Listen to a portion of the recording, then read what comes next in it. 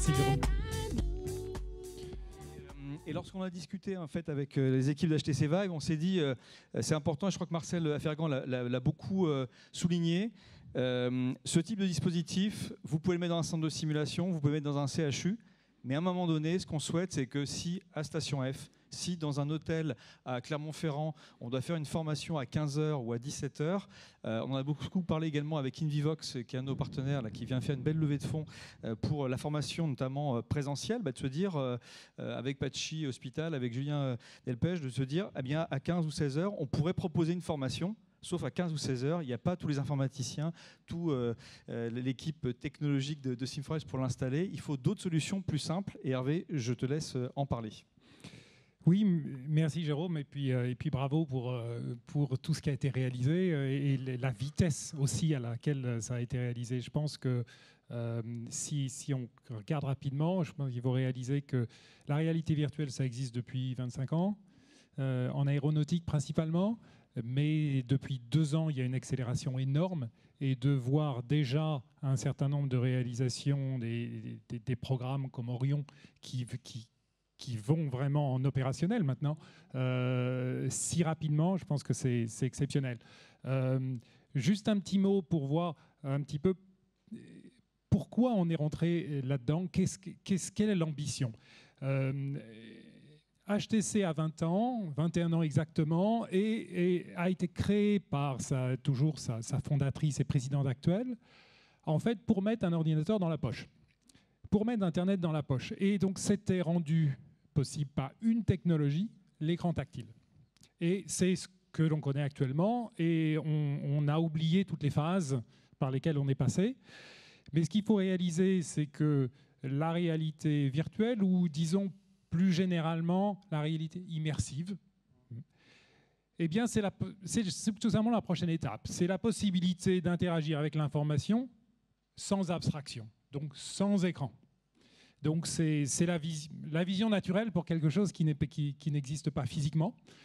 Et nous croyons vraiment que cela va prendre la même courbe d'évolution que l'écran tactile, sauf que ça va aller probablement 2 fois plus vite, et que d'entre 6 et 8 ans, nous tous utiliserons la réalité immersive, disons qu'elle soit donc à la fois un mélange entre le virtuel et l'augmenté, tous les jours. Alors pas toute la journée, mais ça sera pour apprendre, pour du shopping, pour une réunion, tout simplement parce que ce sera pratique de la même manière qu'est notre écran tactile, qu'est notre smartphone dans la poche actuellement. Alors, on essaye d'aller le plus vite possible, mais ce qui nous différencie des autres, c'est d'avoir fixé un niveau de performance suffisamment élevé pour pouvoir être un très bon produit ou une très bonne plateforme, à la fois dans l'usage grand public et professionnel. Donc on est la seule marque à avoir fait, je dirais, ce choix haut de gamme, mais de partir dès le début sur une utilisation professionnelle et grand public. Et on évolue sur 2 aspects. Une plateforme PC, donc qu'on vient de voir ici, qui a l'avantage de pouvoir simuler des gestes très précis, puisque là, on est sur du millimètre ou du dixième de degré en rotation, donc on peut vraiment apprendre par la simulation.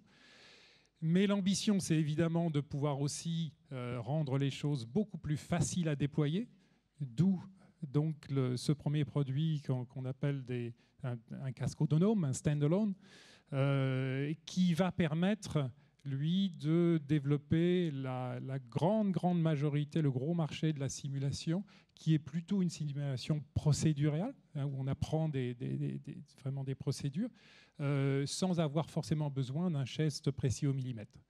Alors, c'est l'application de la réalité virtuelle qui est en plus forte croissance sur toutes les industries.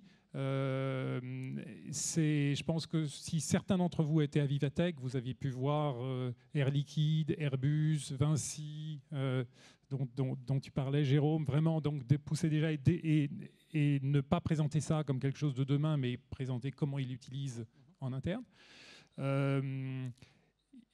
L'industrie a déjà à peu près un an et demi de retour sur expérience. Donc, par exemple, Sodexo, qui l'a mis en place il y a un petit peu plus d'1 an, indiquait que sur les sur des choses comparables, c'est-à-dire sur, par exemple, Sodexo gère toute la restauration de Roland-Garros.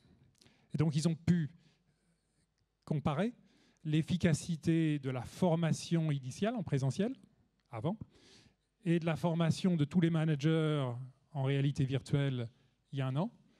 Ils ont pu donc regarder maintenant quel est le résultat sur le taux d'accident. Et en 2 chiffres, ils ont mesuré que, en termes d'apprentissage, par rapport aux mêmes critères, aux mêmes méthodes d'évaluation de l'apprentissage, ils ont doublé le niveau d'apprentissage par les apprenants en réalité virtuelle par rapport au présentiel. Et en termes de mesures en accident, ils ont divisé par 2 le nombre d'accidents. Donc ça montre vraiment l'efficacité de la réalité virtuelle.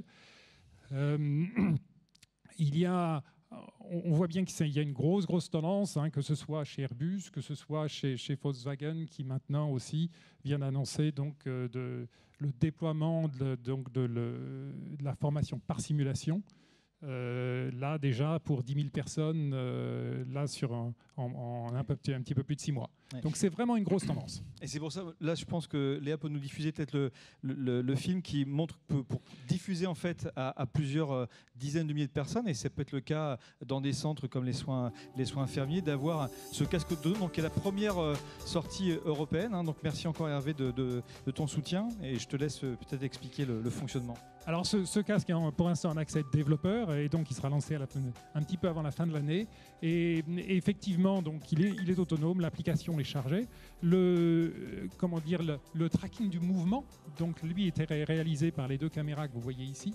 Et donc on peut effectivement quand même se déplacer complètement librement et mélanger à la fois les objets virtuels, donc comme on l'a vu là, qui était une voiture, avec le réel physique.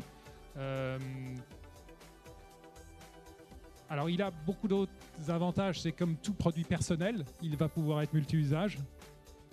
On pourra aussi, donc par exemple, regarder en grand les photos qui sont sur son smartphone, mais les regarder en grand donc dans son casque de réalité virtuelle.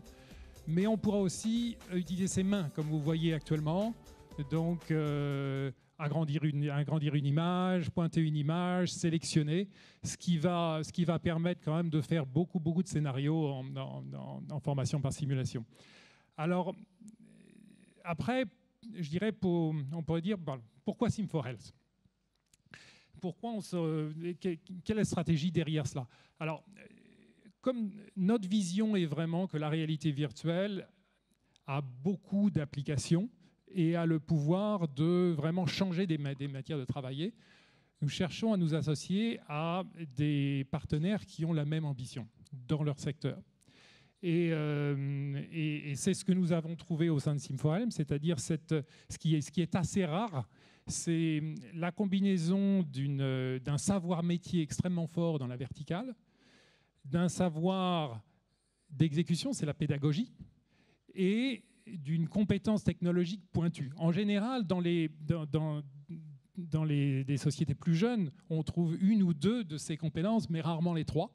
Et c'est ces 3 qui permettent d'envisager une ambition globale tout de suite, plutôt que un développement, je dirais, étape par étape, où on se développe sur son marché aux alentours, puis on s'étend, etc.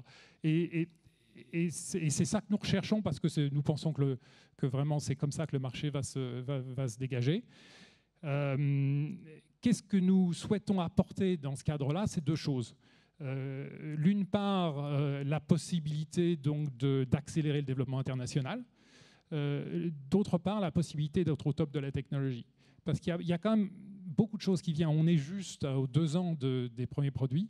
Et pour donner des exemples, par exemple, actuellement, pour pouvoir vérifier si un apprenant a bien regardé quelque chose, il faut lui demander. Donc on va lui demander, il va dire oui, j'ai fait. Mais d'ici très peu, on pourra le faire simplement en regardant ses yeux, comme on le ferait naturellement. Un apprenant dans une salle physique, on regarderait où il regarde et on sait s'il a regardé ou il n'a pas regardé. Mais avec la réalité virtuelle, on ne le sait pas encore.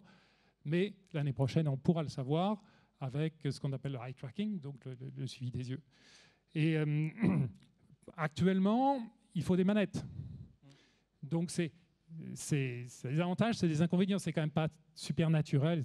On pourra, pour un bon nombre de tâches, déjà utiliser les mains, ce qui aussi simplifie énormément toute problématique de déploiement pour des formations à très grande échelle. Donc il y a plein d'améliorations technologiques et que nous souhaitons pouvoir développer, non pas étape par étape, mais en même temps avec nos partenaires. En même temps que nous préparons le hardware, nous souhaitons que nos partenaires puissent en tirer parti, alors que c'est encore, pas encore complètement sorti du four. Mais c'est la possibilité d'être au top de la technologie. Merci beaucoup Hervé pour ton propos et ton soutien.